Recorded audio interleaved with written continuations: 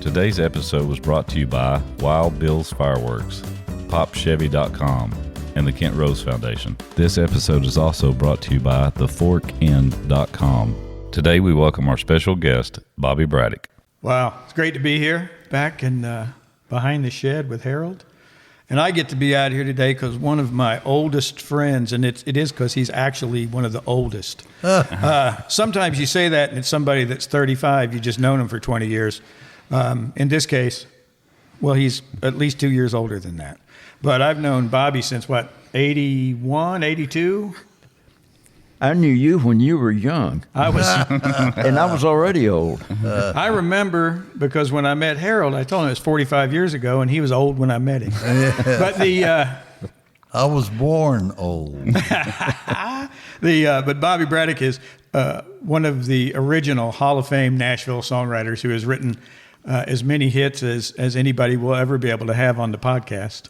And we'll talk about some of those songs. I'm sure they're going to come up, but you'll know a lot about Bobby from knowing that if it hadn't been for George Jones, there'd be no Bobby, and if it hadn't been for Bobby, there'd have been no George Jones because of the early hits that he wrote and Billy Sherrill produced. So, but I think we all remember He Stopped Loving Her Today, which was, I guess that's got to be the biggest hit you ever wrote, isn't it? I think it's probably the most celebrated song I ever wrote. There's a couple I think I Want to Talk About Me was probably about as big at the time because it was number one for, like 5 weeks and in the pop charts. That was a massive hit. Yeah, it was. There was one that Tracy Lawrence sang along to also that was a pretty big hit. Yeah, that was a great song too, man. Time Marches On. Time Marches On. That's got to be top 5. Yeah. I don't know. I still go back to, That's probably my favorite. Of the hits that I had, that's probably my favorite is Time Marches On. It's a brilliant, brilliant song. Never gets old either. It's a great record, too. Yes. So we're happy to welcome Bobby Braddock to the Behind the Shed podcast. And Harold Shed's back and feeling great and looking good. So thank you for letting me be here, too. Yeah, man. Great to see everybody. Well, I'm great to be here, and I'm honored that Bobby could come out and hang with us a little while today, and we're going to talk about some old times and old songs. And of course, he's been an idol for a long time, and he's one of the icons now because of He Stopped Loving Her Today. I guess if you were going to define country music, that would be the first title you would write down because it was such a great song and great record.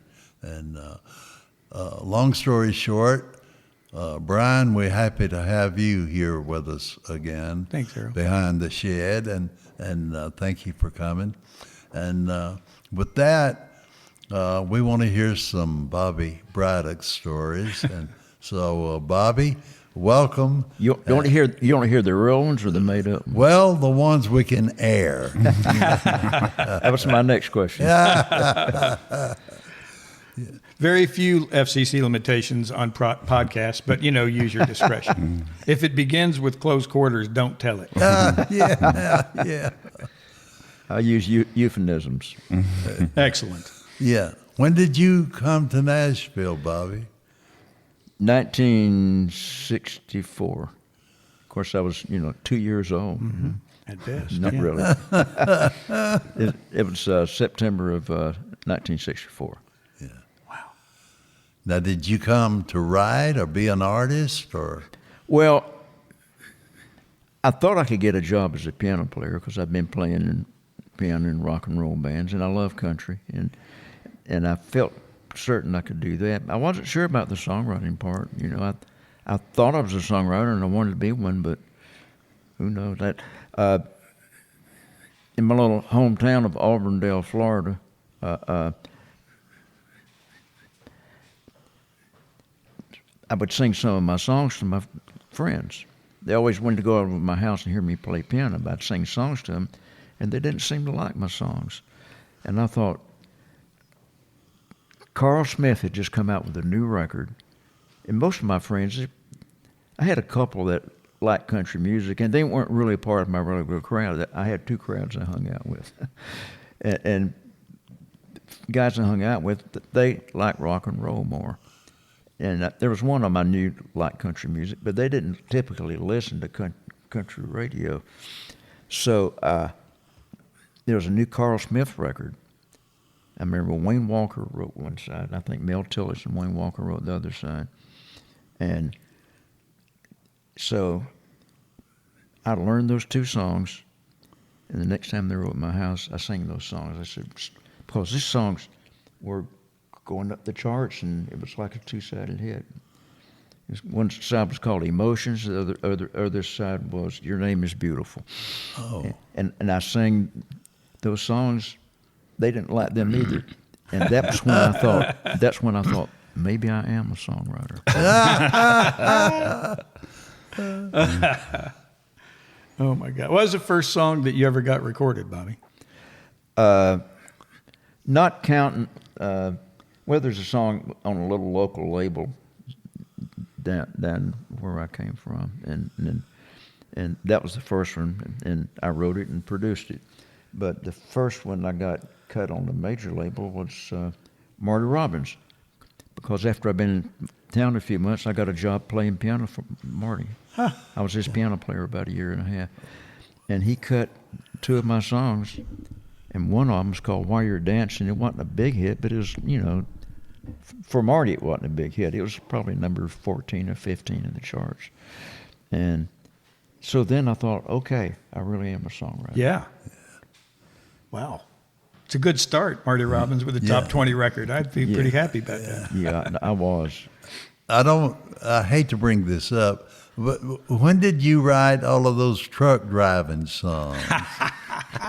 Well, I had 5 major record deals. That shows you how easy it used to be to get a record deal in Nashville. Yeah. And it's a song called Gear Bustin' Sort of a Feller. Yeah. And they all charted, but none. My publisher, Buddy Killen, he had sort of mentored. Well, I don't know. Roger Miller didn't need any mentoring, I don't think. But anyway, he was his star writer, and Buddy had it in his head that I was the next Roger Miller, And, Yeah. And all the songs I had charted, but none of them were big hits. So I was absolutely not the next Roger Miller, and never thought I was going to be. I just played Brian Gear Bustin' Feller this morning. Yep. Yeah. I had not heard it, as far as I know. I'm a double collection sale game, mile meeting tailgating, cop judging, whatever it was. A lot of That is exactly what we heard. Yeah, a lot of words. And my brother-in-law in Alabama was a truck driver, and he gave me all that truck terminology, and I actually should have cut him in on the song. He wasn't a songwriter, but still, a lot of the words in the songs were the words he conveyed to me, I love it. I didn't know you made a truck driving record. I did remember that you made a particularly meaningful comedy record in the 80s.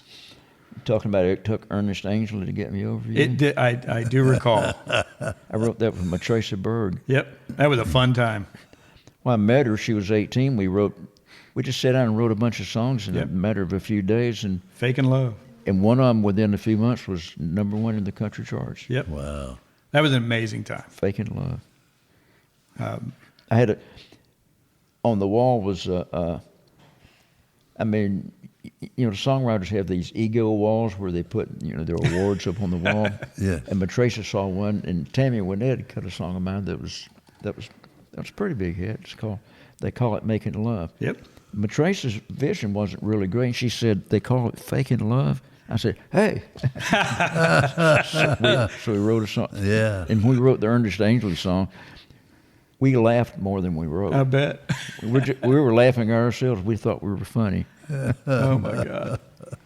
That was fun. What else was on that record, though? There was a handful of great titles on the comedy record. The Elderly Brothers. Elderly Brothers, right. And here I am, one of the Elderly Brothers. Oh, that was fun. That was a wild time in Nashville. Oh, it was. It was a different world then, I tell you. We've talked about it on the podcast before, but that era of the 70s, which I wasn't here yet. I got here in 1980, but that period of time was full of characters, and you'd see people like Roger Miller, right? He was a character. Yeah. Mel Tillis was a character. Oh, absolutely. And I didn't know these guys very well. I got to see them and be around them and stuff. Yeah. But, you'd come into the close quarters and it'd be you and Sonny Throckmorton and Harlan Howard and, I would see Shel Silverstein over in the corner. Oh, yeah. Ignoring everybody. That was a great place. Wasn't that something? Oh, it was. And they banned me from the place for walking on the top of that big wall one night. How long did that ban last? Maybe a couple of days. Maybe a couple of days, yeah. They couldn't run that place without you. I told them, I said, you should forgive me for that. I was drunk, and you serve alcohol. Exactly. It wasn't all my fault. You were a victim of irresponsible bartending. I love that. That's almost a song. Right. That has happened to me in the past. But that was a place where a lot of things happened because it was private enough that everybody could be squished together and comfortable and hang out and talk. And Harlan would hold court at the bar, always drinking those damn White Russians. And the reason I met Harlan, is because I'd probably been talking to you, but I sat at the bar and I had long hair, and he came up, tapped me on the shoulder, and said, "How you doing, young goddamn juvenile?" And because he thought I was Rafe Van Hoy from behind, so he thought he was coming to say hi to Rafe, and that's how we got to know each other. Yeah. But that was that kind of a place, right? Full of characters and magic. Harlan also used to like to hang out at the Sunset. Sunset Grill. Sunset Grill. Yes, he did. And there's a little period there when I first started producing Blake that Harlan had told somebody. He says, "Double B doesn't need to be producing. Songwriters shouldn't be producers."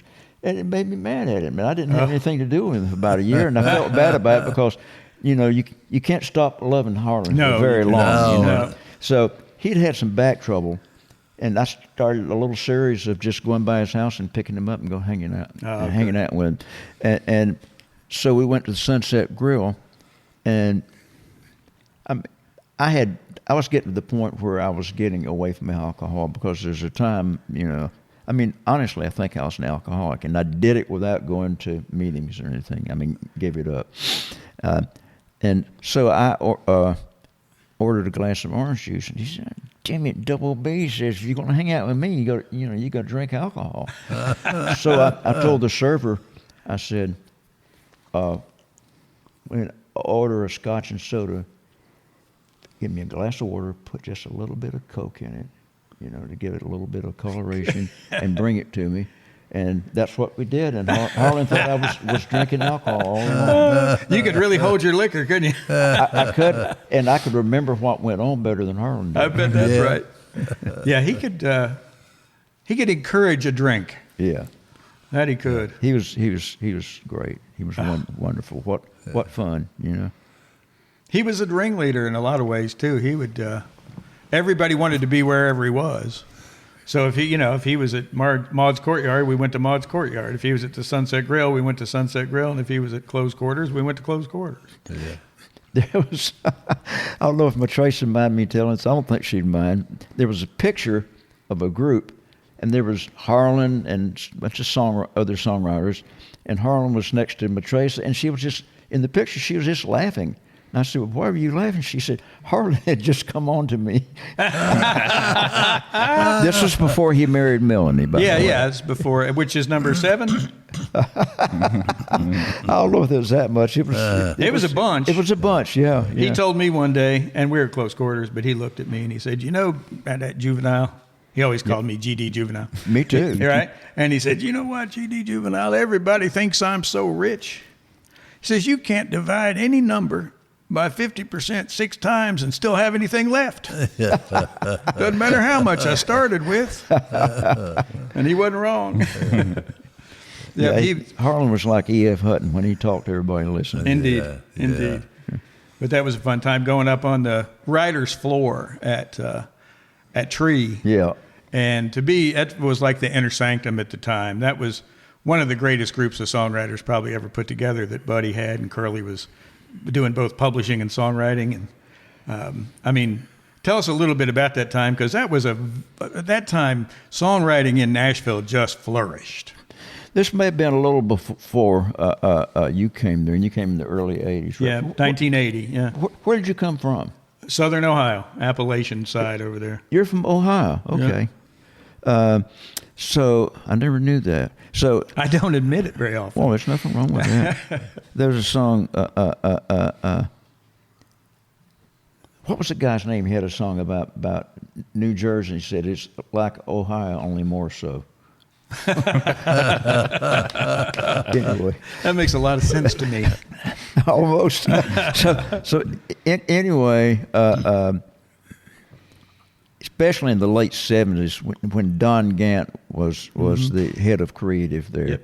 he was like a great mentor of songwriters. He loved songwriters. In his office, at the nighttime, it would be full of people drinking wine and I dare say smoking a little something, other than You had custom cigars? Lucky Strike. Yeah. Custom cigarettes. Custom cigarettes, yeah. And we'd play our songs, and everybody would listen to each other's songs. I mean, there's so much camaraderie there. It was wonderful. It really was. And one night Gant said, he said, enjoy this. He said, because you'll never see times like this again. And we never did. Never did. Yeah. He went off and started his own publishing company. And it was always a little bit different after that. Today's episode was brought to you by Wild Bill's Fireworks, PopChevy.com, and the Kent Rose Foundation. This episode is also brought to you by TheForkEnd.com. Bobby, I tell my kids, there will never be another time or anything as good as the 50s, 60s, and 70s and 80s in music. I'm talking about for country music. Yeah. Those are great times, yes, and indeed. Yeah. A quick thing before we leave Harlan. He used to call me a lot, and he'd always ask my assistant, Joyce Triplett, says, can Harold come out and play for a little while? And so I would call my friend Larry McFadden, who knew every joke that's ever been written or told, and we would meet Harlan at Nick and Rudy's. Oh, yeah. You guys remember that place. And so we were there one day, and a distraught writer from some other state had come in, and he was just giving every publisher in town hell because nobody would listen to his song, There may have been a reason for that. Yeah, and there was, and Harlan knew that. He knew more than we knew. So he had enough of it eventually, and he says, hey, pal. That was what he called everybody he didn't know. Hey, pal. And he said, yeah, he's talking to me. He said, yeah. Says, nobody's sent for you.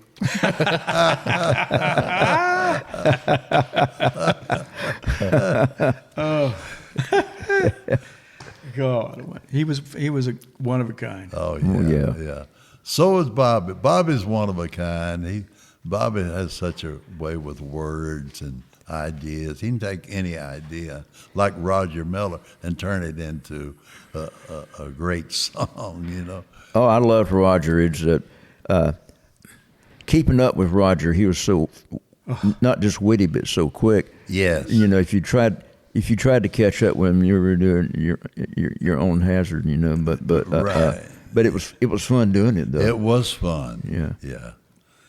He was such a talent that, well, I just love to be around him because every 2 or 3 minutes you heard something profound and funny and real, and you'd never heard it before. Roger, he just real quick, like you said, right off the cuff, he would just create everything he ever did or wrote, and it was an education just to listen to Roger. I saw Buddy Killen introduced, there's a DJ in Nashville, his name was DJ Dan, and introduced him to Roger, and he said, shake hands with Roger, and it was at the bottom of the steps, and he tripped and fell flat on his face. And in about a half a second, Roger said, "You enjoy your trip?" It's funny. Now, I want to know when you guys, this is always interesting to me, because you guys have been around for the heart and soul of country music. That part Harold was just referencing, that great era in country music, the 50s to the 80s. Yeah. When did you first become aware of one another? Me and You and Harold.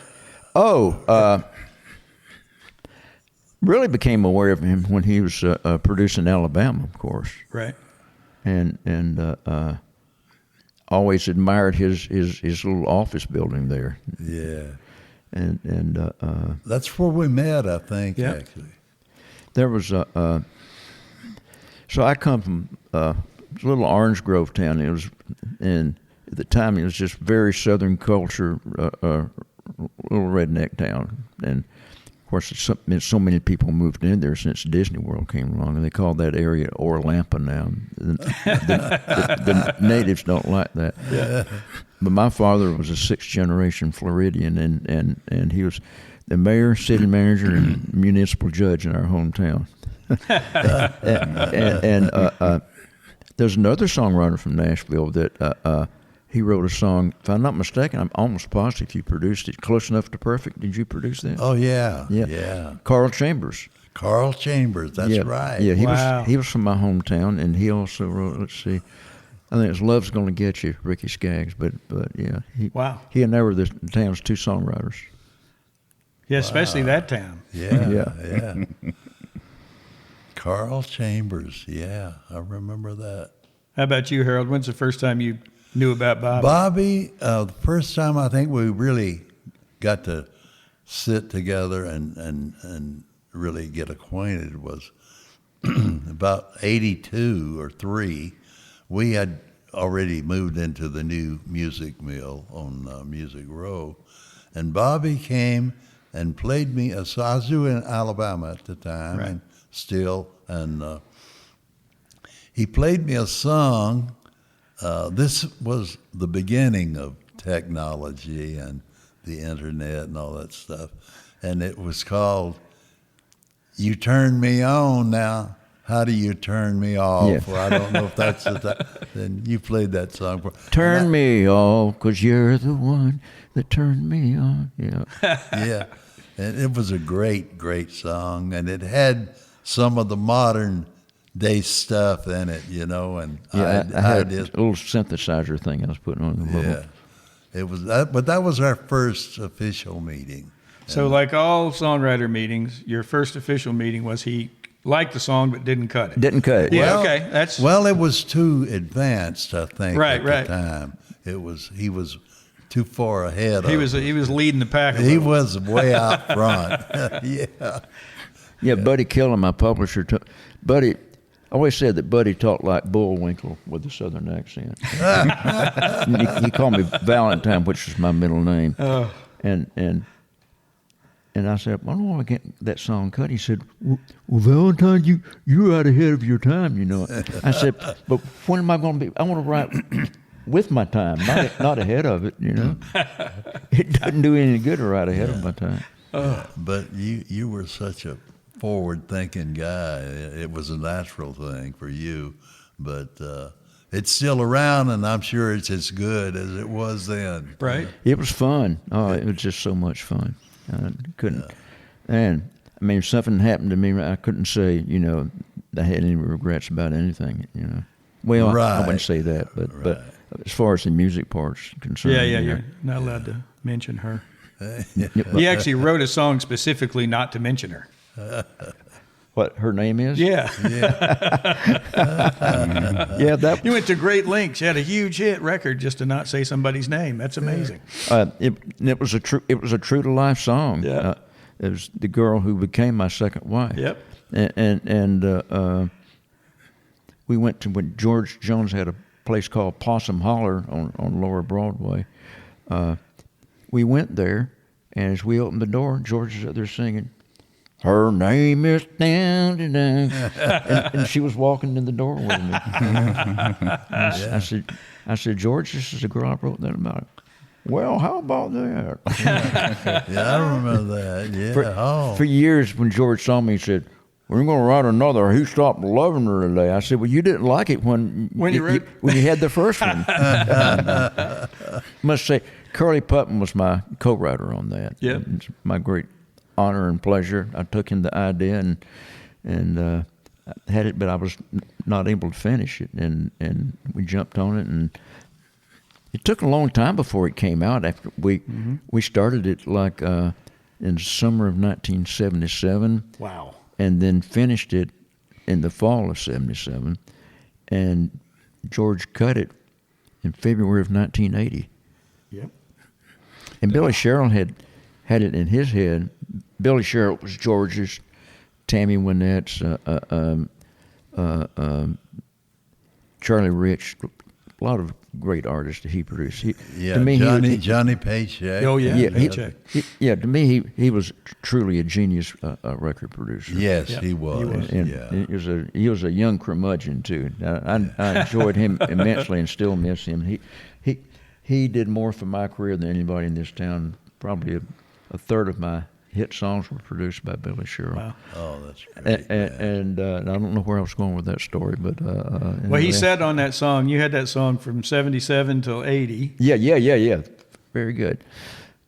Brian, my other Brian. and Billy always told the story that he started cutting in the late 70s, and it took that long before he could get it right, and that wasn't true, because if that was true, if they had started it then, I mean, this was back before digital stuff, right? And you weren't going to go in there and now you go in and cut something, and you can fly it in there and put it on and the song together in a few seconds, But back then, you couldn't leave a blank spot there. I mean, that would be like Billy saying, let's leave a blank spot here, and then if Bobby and Curly come up with a recitation, we'll put it here. Anyway, so I know exactly what happened. Is in early February, Billy told Curly and I that he said, "I think this song needs to have like a recitation, the woman coming back to the funeral," and so we kept doing that and taking it to Billy. And George's book said that we did it, about 20 times. We did it maybe 3 or 4 times. Right. and because finally Curly said, I keep thinking about this. He said, I'm pretty sure that we wrote a recitation thing. So we started looking around for old tapes and everything. Sure enough, we did. Yeah. And we took it to Billy, and he liked it, and that went on the record. And so they cut it that day. That's why I know that the whole thing was cut on that day. Right. And they cut it, and Billy called and said it came off great, and went down there and after he mixed it and heard it. And Curly and I both thought it was a good song. I don't think either one of us thought it was the best thing that we had ever written together or individually. And Billy and Curly and I and Dan Wilson, the song plugger, who had pitched it to Billy, and my friend Rafe Van Hoy went in there, and Billy played the set. When I heard it, I thought, oh my God, man, I had no idea, Wow. And I think, I still to this day think it was a pretty good song. The greatness of it was Billy Sherrill's genius. And I mean, that record had Millie Kirkham, who was a background singer, doing the Angel of Death hovering over it. And then that crescendo when the strings go, he stopped loving her today. Yeah. It's like the soul of this guy was ascending to heaven. Wow. Yes. And then George coming in just doing it cold. You said I love you, and I think they turned it into something wonderful. Man, I felt like getting down and chewing on the carpet when I heard it. I knew I heard something great, and I just felt certain it was going to be a hit when I heard it. Did you write it specifically for George Jones? No. Oh, okay. Didn't write it for anybody. Did there was a personal experience in your background that brought it to life? No, you know Malcolm Gladwell, the podcaster. Uh-huh. He's got, I think, one of the biggest podcasts. I believe he he's does. had me on there 3 times. Wow. But he had me on there, the first time he had me on there, he always starts out with a certain little gimmick or an objective, and he wants to make sure it goes in that direction. You know, I think he's kind of like a modern day P.T. Barnum. I mean, brilliant writer. He is a brilliant guy. I love his books. Yep. And he was convinced that my second wife, Sparky, her name is Sparky. So he was convinced that he stopped learning that it was written about her. And I said, Malcolm, I cannot say that. I don't. Maybe subliminally it was, because I had idea of, the premise of the song, but I can't say that it was. And into the podcast, he said, I just feel like getting you by the shoulders and shaking you and saying, it was Sparky. It was Sparky. But I don't know where it came from. It's just just one of those song ideas we always hope we get. Yeah. If it was about it's good. Sparky, wouldn't you have to be the dead one? I would have to be the dead Yeah, one. and that doesn't seem like No. like a real life experience at all. No. No. Let me see. Yeah, I still. He's good. I still got a pulse. Yeah. Maybe DIVORCE. That one, on the other hand, Yeah, that was. I started out writing a song called ILOVEYOU. Do I have to spell it out for you? And I couldn't. Right. I couldn't get it finished. I did later, and Tammy ended up cutting it, and put it on an album, and wrote the DIVORCE, and went in and demoed it, and nobody cut it. Nobody would touch it. So several months later, I said, I can't understand why somebody doesn't cut this song. And Curly says, Bobby, I think there's just a line in there on the chorus, and I think it's on the verse too. He said, it's such a happy melody for such a sad song. And what I had was, oh, I wish that we could stop this DIVORCE.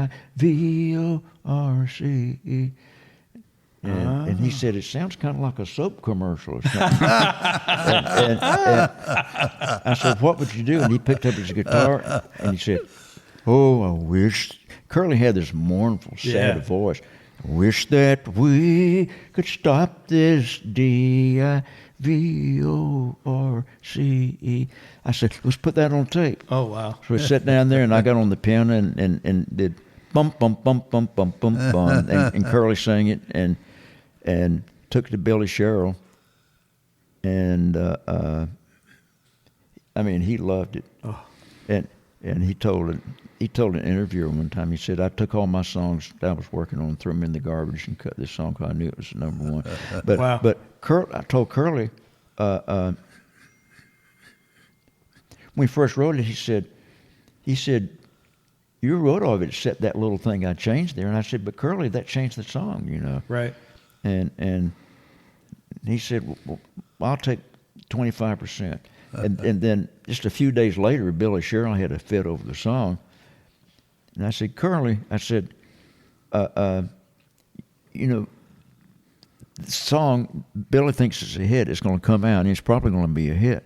And this song they would not even be thinking about recording it if it had that old melody on it. He said, all right, I'll go from a 25% up to a third, Wow. If I had to do it over now on both of those songs, Yeah. I'd give him half of them because Right. Yeah. But we used to do that. Like Sonny Sure. Throckmorton had a song he sang me called "Thinking of a Rendezvous."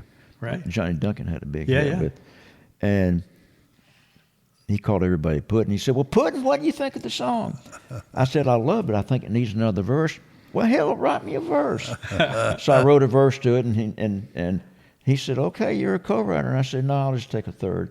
So we used to do that back then. Add a word, get a third. Yeah. Just has to be a good word. That's right. Very good. Oh, that's good. Paul Davis got shot in the parking lot of the Hall of Fame, and when I went to see him in the hospital, Paul told us, I hadn't thought of this years. I was like in the middle 80s, and he told me, I flew back. I just moved to Los Angeles in 1986, and I flew back to see Paul. I went in the hospital room, and he says, "Brian, He's from Meridian, Mississippi. It'd take him 15 minutes to tell this story. I'm going to shorten it. He said, "Damn drug addict. I gave him the money, and he still shot me." Oh, my God. He was a sweet guy, man. He was a sweet man. Yes, he was. I loved him. Yeah. And But Marty Robbins but- did those songs in the beginning, singing the blues, and then the Melvin Endley Yeah, song. yeah, and Andy Williams recorded "I Like Your Kind of I'm Love." sorry, it was Melvin that was shot. Melvin, yep. Yeah, Melvin Endley. yeah, yes, yeah, and then Guy Mitchell from L.A. covered all of them. So they became big country songs and big pop songs. Yeah, the other one was Knee Deep in the Blues. And Knee deep in the. That's right. so what happened is Marty went to his label, which was the same label Guy Mitchell was on. And when I was playing on the road with Marty, we played in Detroit. Guy Mitchell, they became very close friends. Oh. And they both had Polish ancestry and Polish names. The name Marty changed the name. Yeah. It was like a 7-syllable. Bobby, we're back in the 50s and 60s. Yeah. Yeah. But Marty went to the label and he says, I cut Singing the Blues. Guy Mitchell comes along and cuts a pop version of it with the Ray Conniff Orchestra. And Mitch Miller was producing. And he said, then I do Knee Deep in the Blues. And Guy Mitchell comes along and covers that and has a big pop hit with it. I want to go out there and record with the Ray Conniff Orchestra and Mitch Miller. Oh. And they said, well, write kind of a pop-sounding song, and he wrote White Sport Coat. And it was a monster record. Wow. Oh, man. And he recorded up there a few records and had several hits, and he came back and started cutting in Nashville again. Yeah. Ray Conniff was incredible, too. I've got every album he ever made, I guess. Really? Yeah, I love Ray Conniff. Yeah. Wow. Yeah, that was a great little band. But the guy who, let's see, Lawton Williams wrote Fraulein. Yeah. And also, that goes back to George Jones. He and George together wrote Color of the Blues. Oh, really? I love that song. I do, too. Yeah. But we're probably going back too far, Bill. Yeah. You notice Wade and I are being real quiet. We're waiting for you to get to where we were born. Okay. Yeah. All right, let's do that then. Yeah, that was a great one, Bobby, yeah. All right. Blue must be the color of the blues. Wow. Yeah. Blue must be the color of the blues. Yeah. I can't sing it that good, but that's it. That's awesome. That's great. So back to the 80s. You can start in the late 60s. It's just when you get back there. And, leave the good stuff When you back say there. Marty Robbins was going to Los Angeles, just anything after he did it by stagecoach, we'll probably be able to catch up with you. Well, a white sport coat, you can't beat that. Nope, you that's know. great. Oh, my God. And El Paso, that was the only first time, I guess, a record over 4 minutes ever got on the radio. Yeah. You know. Here we are back in the 50s again. Yeah, that's okay though. That one outlasted the 50s. But That was a great when you song. guys played El Paso live? How long was it? I think it was four. It was four. You stuck right to the record, pretty much. Oh yeah. The record was about 5 minutes. Yeah. I think that's the greatest story song ever. Well, one of them for sure. Yeah. Marty, if he hadn't been a singer, he would have been known as a great songwriter. Yes. I like El Paso City, where he, 20 years later, did a sequel. Sequel, yeah. And it was a hit too. Yeah. Wow. Do you know how many BMI awards you've won? No, I think it's 30-something, but I don't want to misspeak. I don't Right. know. One time, the first time I'd ever been around Willie very much, I had a question for him because my first wife introduced me to the Ouija board and had me believing it was all powerful and all, And there's something to it. I'm not sure what it is. Yeah. But I found she She could manipulate me with that Ouija board and make me think it was the Ouija board saying it and it was her. but I think there was something to it, and because I asked the Ouija board, how did Willie Nelson write Crazy? So we're talking about a 1962 song, but we're talking about a 1980s guy. Okay, got it. Willie Yeah, Nelson. yeah. And I told him what I said the Ouija board said, and he had just given me something that made me feel like I never felt before. and I said, the Ouija board said that you were in a hotel room looking up at the ceiling and we're thinking, I'm crazy. And you wrote the song. Is that how you wrote it? And he says, He's rubbing his chin. He said, yeah. Oh, my gosh. Now, hey, did Harold, by the way, just before because I got a couple of questions that I think are good ones for Harold, too, but did he ever pass on one of your songs that then went on to be a big hit? Did Harold ever? Probably. I know we all have, right? But it's like, I just wondered. Oh, if I did, it's not in my mind. You don't know. Yeah, exactly. No, I don't know. No. I don't know either.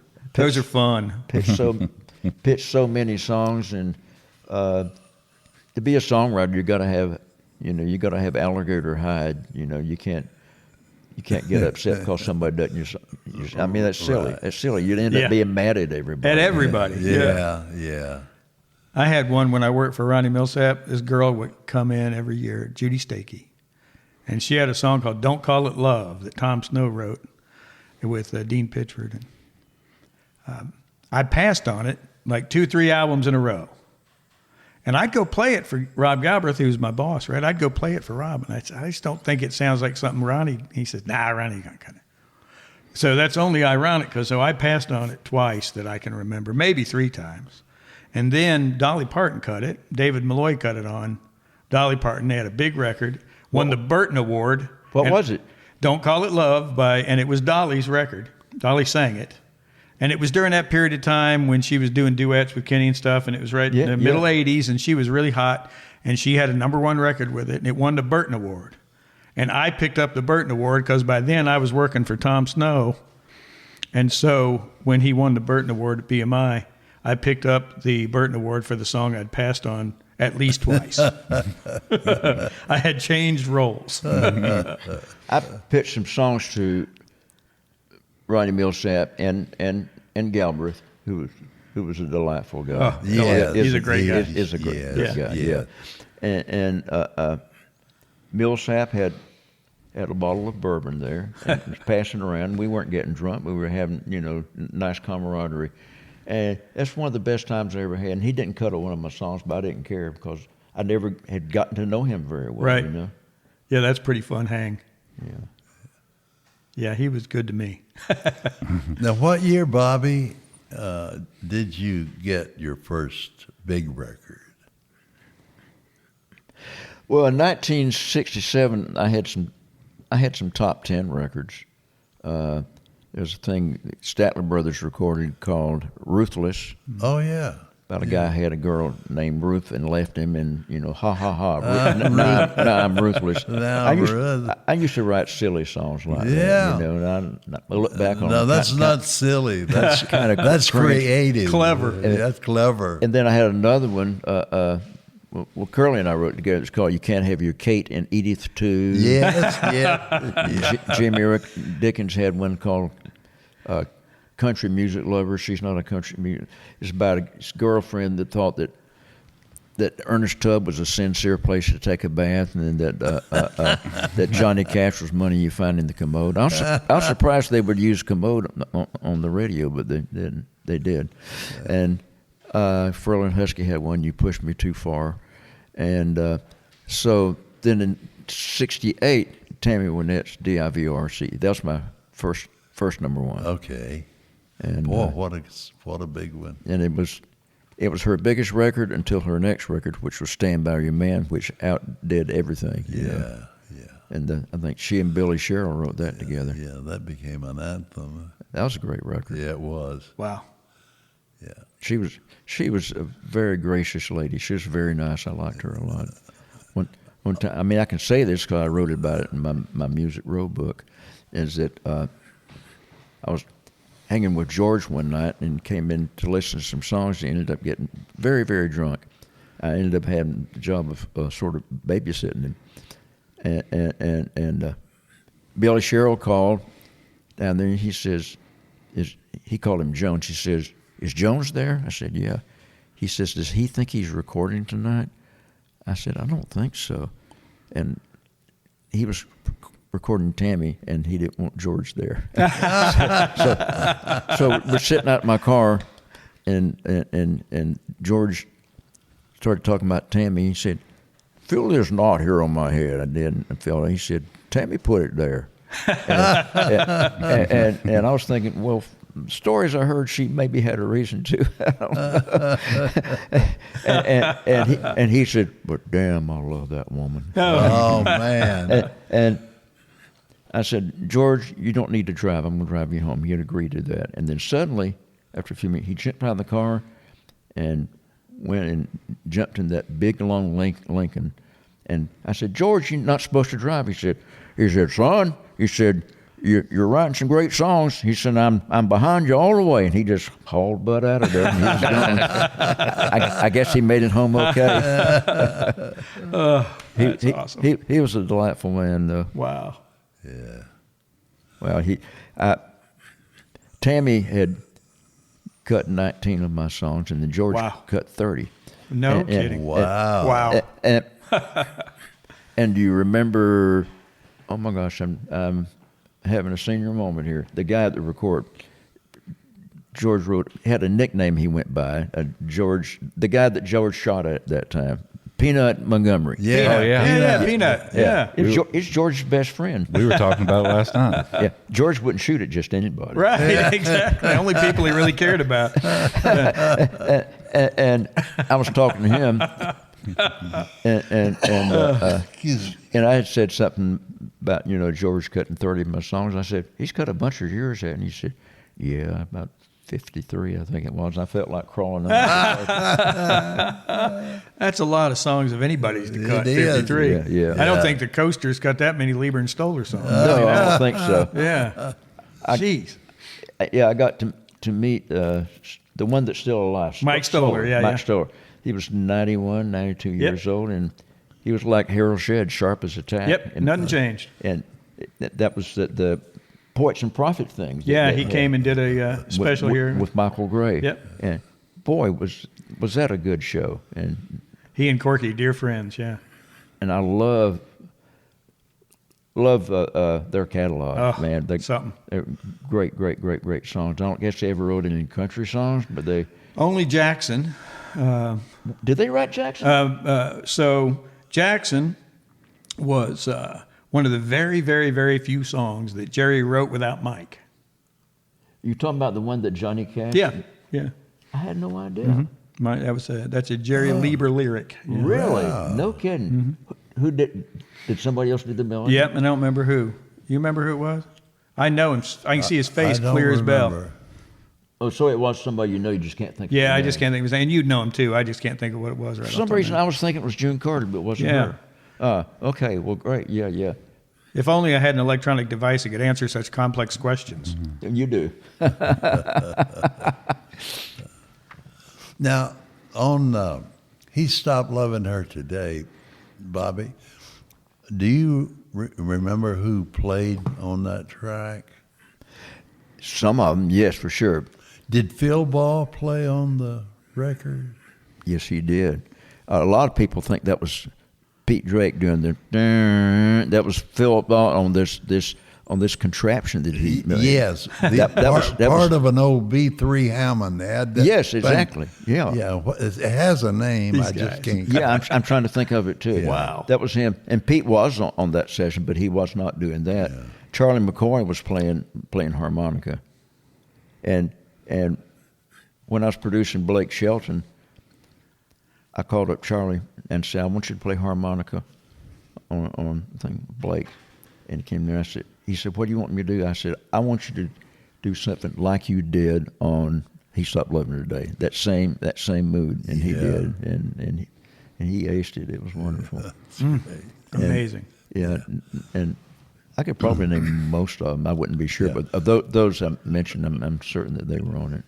Now, was that Pete or was it Pete Drake or was it? No, that was Pete. It was. That was Pete on He's Something Learned. Okay. Now on DIVORCE, I always assumed that was Pete. I always heard that Pete It was Lloyd Green. didn't like to play live, but he liked to come in and overdub his part. Is that true? I didn't know that. No, Because he used to play on my demos. He always came in and played. But he did a great job with the girl with no name. Her name. But for some reason, Yeah. Yes, he did. that's right. Yeah. but Pete was booked somewhere else he had to do, and maybe it was when Dylan was in town or something. But it's something when he couldn't play for Billy Sherrill, that was unusual. So Lloyd Green played that. Oh, okay. And Lloyd told me, he said, I wanted to play something that I thought Pete would do. So he did the. yeah. Wow. Lloyd was a great steel player too. Oh, yes. Do you know the story about Pete Drake and let's see, what was the great steel guitar player? He was the first one. He played on Fair and Young Slowly, and later he played with Ray Price. Bud Isaacs. Yeah. No, not Bud Isaacs, but Buddy Emmons. Buddy Emmons. You were close.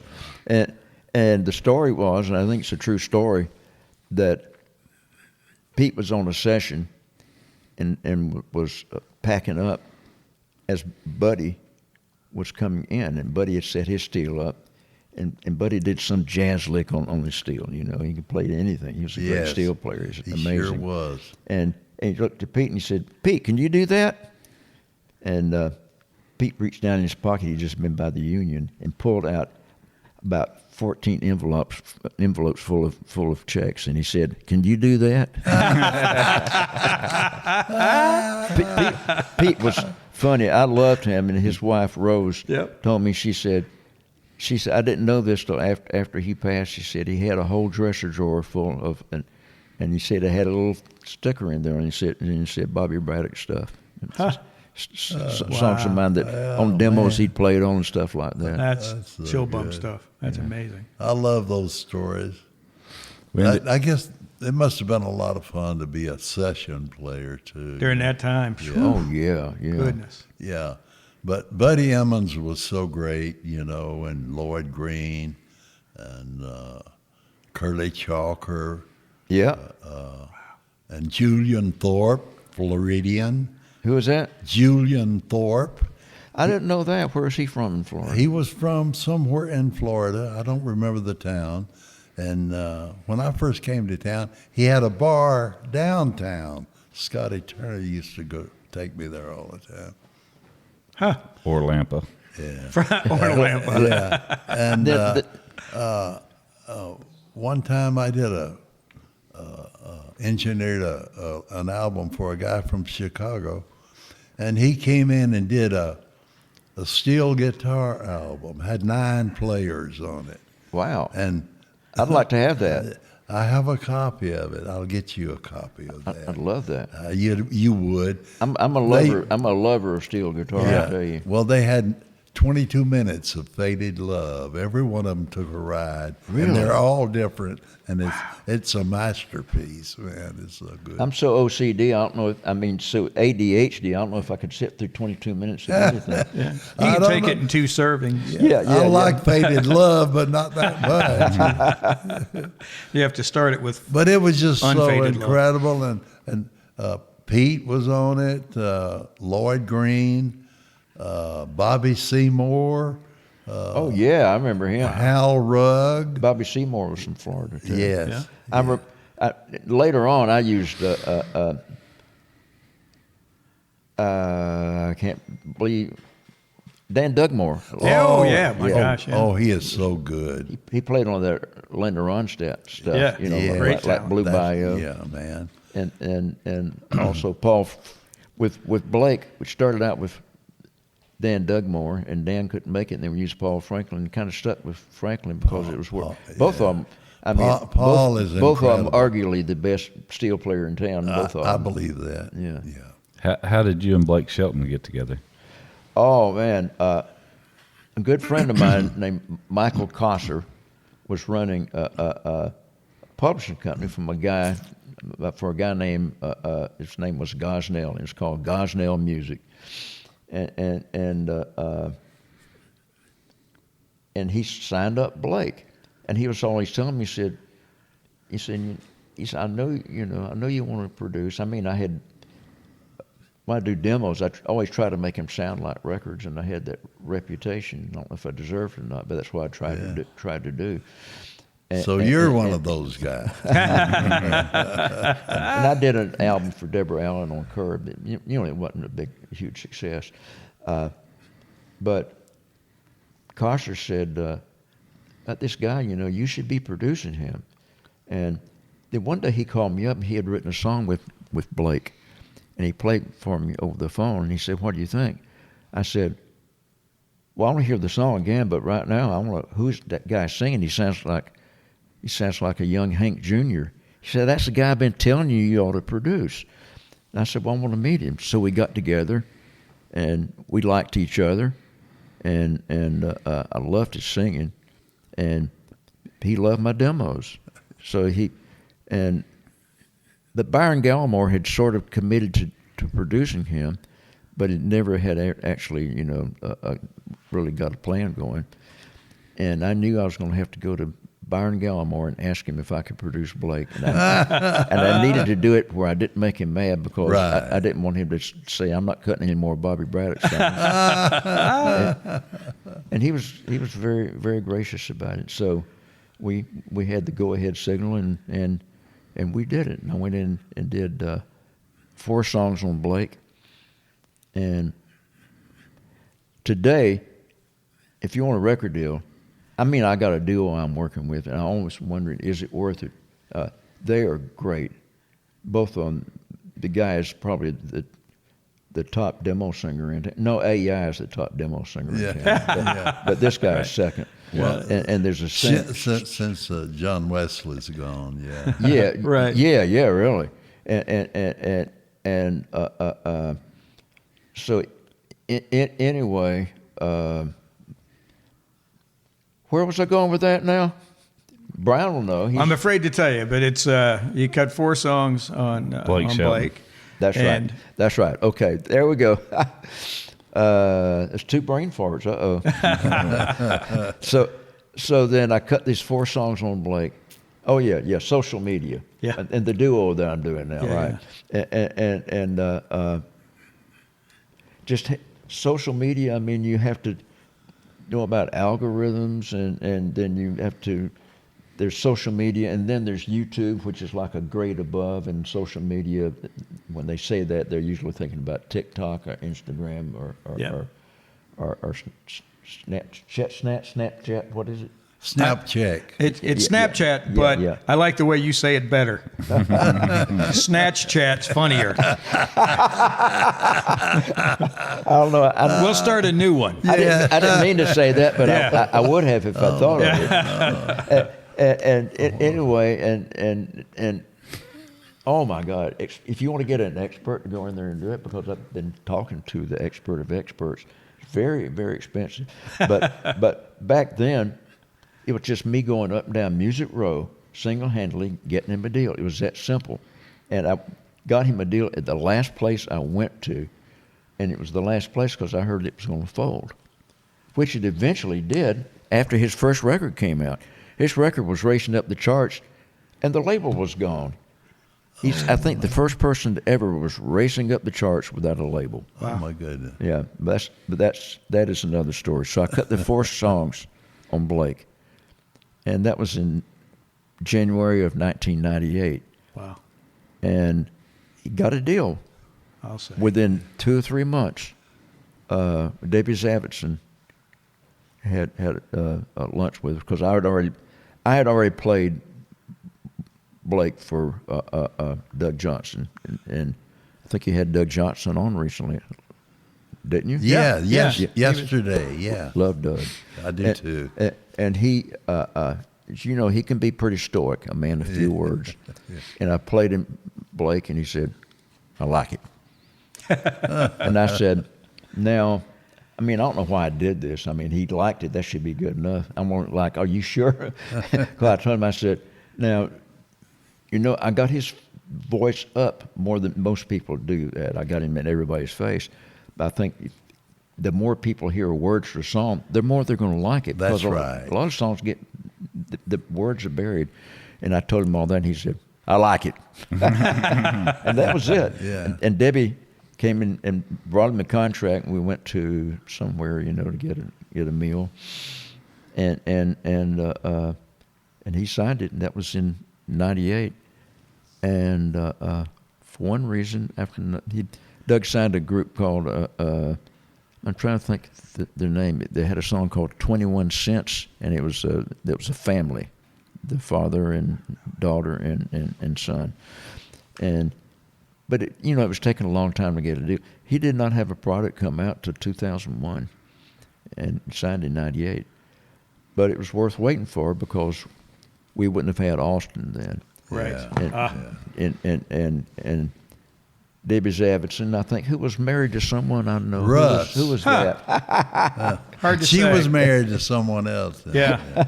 Well, it's because that record was the Wilkinsons, right? Yes, the Wilkinsons. The Wilkins. Right. That was Yeah. produced, by the way, by who? Remind me.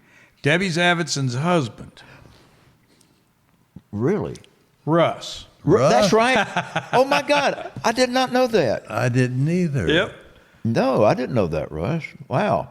I know that he produced a song of mine with them on the Kenleys. Yep. Yeah, the did. Kenleys. That Yeah, song it was did. racing up the charts, and they had a political battle at the top of the label, and Yeah. that song got lost in the shuffle, unfortunately, did. because he cut a great record on He that. sure Yeah. did. He sure did. I usually don't like records as well as I do my demos, and boy, he put my demo to shame. That was a great record, Russ. yeah, most guys are trying to get the record as good as the demo was. Exactly. So anyway, so Debbie played us Austin, and about a third of the way through the song, I was thinking, this is kind of corny. About 2/3 of the way, I was thinking, this is kind of like one of those Tom Hanks, what's her name, that did the movies with him a lot. Megan. Meg. Meg Ryan? Meg Ryan, yeah. I said, it's like one of those movies. It's like a rom-com. Yeah, right. And by the end of the song, I had a lump in my throat. Right. You know? And Blake said, man, it's good, but it's just a little too mushy for me, you know. I said, well, you need to listen to it again. And she played it again. And he said, man, that's pretty powerful. I said, it is. So we immediately put it on hold. Here's this guy we never heard of before, and some old songwriter producing him. You know, that's just me. That's just me saying that. Yeah, right. They wouldn't tell you that, but I thought that was the way it was, you know. And I said, but they had already heard it and loved it. you know. Right. And after I knew that they were on board with what we'd done, I told them, I said, you know, I can close my eyes. And the title they had was If This Is Austin. I said, I can't see If This Is Austin at the top of the charts, but I can see Austin at the top of the charts. Do you mind if we change it? And they were willing to do anything because they were just excited about the song. Yeah. And they Right. said, yeah, that's fine. And I want to say their names. I could say her name. I'm trying to think of his name. David Kent. David and Kent and Christy Manna. Manna, yeah, okay, yeah. But we had a meeting, and at that time, Doug Johnson said he felt that that generally producers don't have a hand in picking what the single's going to be. But he felt that, and I won't say who it was, but he had a manager that Doug thought was not really a good manager for Blake. He said he sits there in the meetings, he doesn't say anything. He says, you're such an advocate for Blake, and you're there with him all the time and on top of everything. I consider you as manager, so I want you to be in on picking the singles. So I wasn't going to argue with that. And so it was me and Blake, of course, and Debbie, and the John Burns, who was sales guy, and of course Doug Johnson, who headed the label. And Debbie and Blake wanted a song that Blake had co-written with Earl Thomas Connolly called All Over Me. And Doug wanted it to be, we cut Every Breath You Take. And I love the way we cut it because we cut it just like Sting did it, or like the Police did it, only I used real strings and had a steel on it. Made some country changes on it. Yeah. But Blake absolutely thought that was not a good first single for him, and it probably wasn't. And neither was I Want to Talk About Me, because we thought that was going to be Blake's first single, and I think that would have been a bad first single for somebody. And here I'll go off on another story, but that's okay. But Doug had some research done on the song, and Doug said the research shows that not only should I Want to Talk About Me be a single, it shouldn't even be on the album. So I thought, man, wow, if I want to get this cut, and Toby Keith had a song out called Get You Some. And it was kind of talking, it was kind of like a rap, kind of. Yeah. And I thought, that's the perfect song for Toby Keith. And Toby Keith would not, and I'll get back to the other story in a second. And Toby Keith almost always cut his own songs. And James Stroud would not listen to songs because he had so many artists he was doing. He had a really good A&R person there.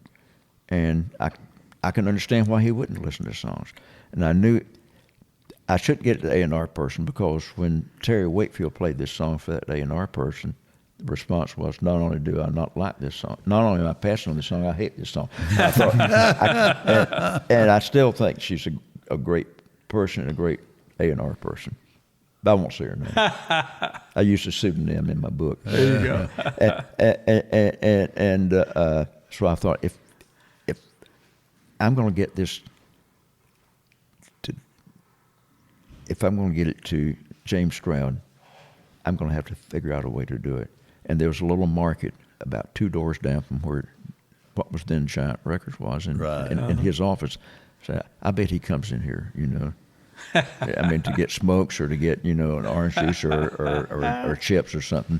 So I went in there 3 days in a row. And then when I went in, I think it's on the 4th day, here comes Stroud through the door. I said, I normally wouldn't do this, but I've got a song that I think that you might like for Toby. And I had him cornered. He pulled out his flip phone and he called his assistant. He said, get me 5 minutes for Bobby Braddock.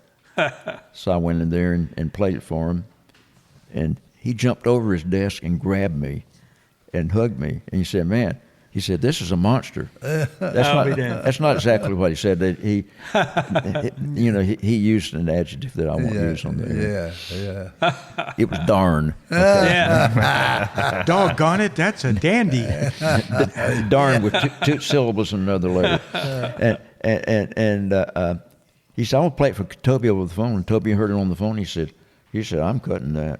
Yeah. So anyway, that's what happened with I Want to Talk About Me. But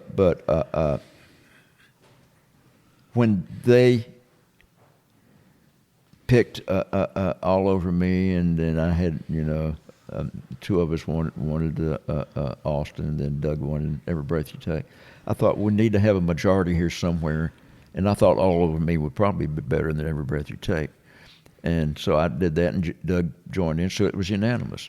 But I had also sent this out to 3 females to listen to. I had overnighted it of the songs that we were considering. There were like 4 songs considering for singles, and I heard from both of them the same time, the day after we had that meeting, and it was my daughter, and I'm trying to think who the other 2 people. There's a female friend of mine in Richmond, and there was another female. I don't remember exactly who that was. I should know. But anyway, they both had the same reaction to it. They said it made them cry. Wow. And that Sunday, I played it for another female friend of mine, and she said, oh, my God, that's the one. And then I played the songs for Sylvia, You're nobody calling. Yeah, sure. And she and I were good buddies back then, and I played it for her. And it made her cry. It made her tear up. And she said, All Over Me sounds like he's got that falsetto. It sounds great. That might be a good Fallout record. But I think that Austin should be the one. And I called Debbie up, and I said, we need to get together. And she said, we've already made the decision, Bob. And I said, yeah, but I've got new information you need. She said, okay. So she got everybody back together.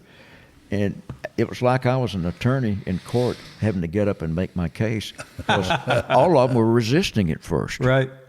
And Debbie was the first one to come around. She said, I like what Sylvia said about that. That makes sense to me. And finally, all of them came around.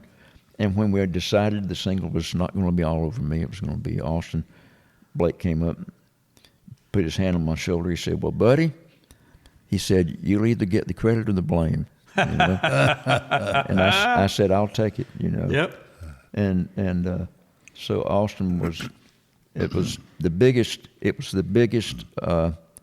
debut record in 10 years, the biggest debut record since Achy Breaky Heart. Wow. 10 years before. Wow. With a new artist, meaning a new artist having. Yeah. That's the biggest hit a new artist had had in 10 years. So that means between the two of you, you've got 20-some years covered right there just in debut singles. Wow. Yeah, right. Well, 10 years, and so then what happened was the little problem of the label shutting down when Austin came out and was going up the charts. And that was Giant? That was Giant. Giant shut down during that singles ascension. Oh. Got it. It did. And so that was the Warner Brothers co-owned Giant. Got it. So that would be the place, maybe that could take Blake in, and so Jim Ed Norman was the label head, wonderful man, and he called me up and he said, he said, I'm going to see. He said, oh, yeah. He said, I'm going to see if they would. Radio would just hold off and let us re-release it like about a month from now. And I thought, well, that's not a good idea, but at least he's talking about Blake being on Warner Brothers. Yeah. So that's a good thing. So Staying I called in Blake, the game, yeah. So I told Blake, I said, keep your fingers crossed. This looks good. And then he called me back and he said, man, he says, no stopping this record. He said, welcome to the Warner family. So All Over Me was the next single, and I wanted so badly for it to be Old Red. Because I think if Old Red had been the follow-up, it would have been a monster, because eventually it was the song of Blake's that lasted longer than any of the... Because when I was with Blake, there were 3 multi-week hits, that, The Baby, and Some Beach. Both of them were number one for several weeks. And if All Over Me had been the follow-up single, I thought, well, I just don't think it's going to be as big as Old Red would be. Right. But they put All Over Me out, and it went to about number 20. Right. And I thought it was a good song. I thought he did it great, but it was anything but a hit. But I think if Old Red had come out, I think it would have been number one. As it was, Old Red was like number 11 or something. Right. Worked out. It was kind of like Vince's Go Rest High on That Mountain. It was so long nobody would play it, and he got to number 12. But it's a classic. It's a classic record now, yeah. Of all classics, yeah. And played at every funeral I know of. Yeah, right. Yeah. Now, for sure. the Old Red, was that the Mark Sherrill song, maybe? Yes, it was. Don Goodman, James Bohan, who I did not know, and Mark Sherrill. That's right. Yeah, I did know the other two, but I didn't know Bohan. That's why I couldn't remember it. I never couldn't remember his name. And I was talking about El Paso being such a great story song. Old Red was a great story Great song. story It song. was. Yeah. It was. Of all the songs I did with Blake, that's my favorite, and it's Blake's favorite too. Now, do you happen to remember who the publisher of Old Red was? Well, I remember the publisher of Austin was Jana Talbot. Yeah, that's right. I think it was called Talbot Music. Old Red, oddly enough, Old Red was published, by Music Mill Entertainment, was the name of the company, That was What's the name Jack of it? Key. which is Jack Key, Jack was Jack who I Key think is at probably the- standing on the front porch about to come in here at some point. But anyhow, Really? I think we're going to have him on to speak with today, I think. Wow. Yeah, he's coming in. That's funny. I'd forgotten about that. But I remember Old Red. I remember that they owned Old Red. I remember Yes. Jack had to publish it on that. Yeah, song. Mark wrote for him. For him, at that's that right. time. That's right. Yeah, I gave up the name to Jack at that time. No kidding. Because I had retired. Yeah, I'll be darned. Well, you obviously hadn't retired. You were on the radio now. I know. So when Blake did, I used to go around doing this Charles Manson imitation. I mean, not to glorify that horrible person, but he was the scariest looking person in the world. And now that I'm old, I don't know if I would look like him or not, but he was. and back in the 70s, I'd pull up, if I had a bunch of us in the car and I was usually trying to be the clown, I would pull up somebody to light and I'd turn around looking with that Charles Manson face. And it's a wonder I didn't get shot, 'cause but it would scare people. And Blake said, I want you to do that in the video and be my cellmate. So I did, and I did what the guy who did that. His name started with a C. He was a great video maker, producer. Yeah, I don't know. Do you know who did the video? Or director. I don't.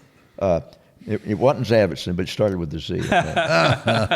It sounded kind of like Zapata, but that's a Spanish word, or a Mexican word. So anyway, Well, was that your debut as an actor, or wasn't it previous to that? yeah, I would say that it was, other than the school plays. What about the Sun Beach? Well, Yeah. that too, but first it was Old Red. Old Red first, then Sun Beach? Okay. And it just showed me sitting there with that look on my face, and then Blake going, and it looked like I was salivating over my new cellmate. I thought, I didn't know that's what he had me doing. But then Sun Beach, Blake says, "Hey, we want you to do a comeback thing, do your Charles Manson again," and I was the mad dentist that worked on his teeth. Yeah, right. And my daughter was my gum chewing dental assistant. Oh, that's fantastic. And my grandson was in her belly at that time. But, Oh, no kidding. But that was before she was showing. Right, that's awesome. So that was 3 generations in that one video. That's awesome. That'll always be a treat to have. Yeah. Man, oh man, what an awesome opportunity.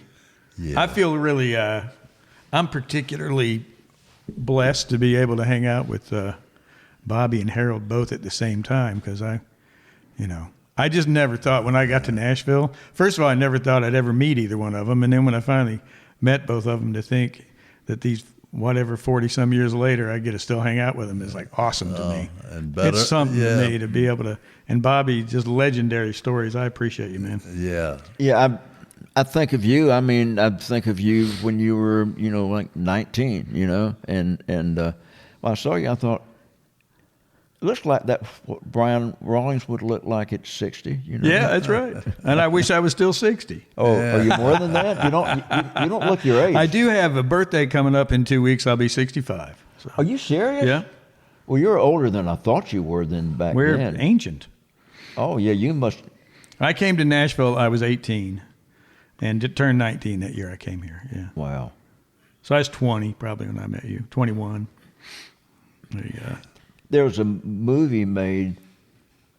What was that guy's name? He was made a lot of odd movies that I really liked, and it's unusual because it was only an hour long. But I love that movie, and it was made right on the border of West Virginia and Ohio. So I assume, is that the part of Ohio you came exactly from? where I'm from. Yeah. And what was the name of that? It was a one-word title, but it's about these people who worked in a factory there who made dolls.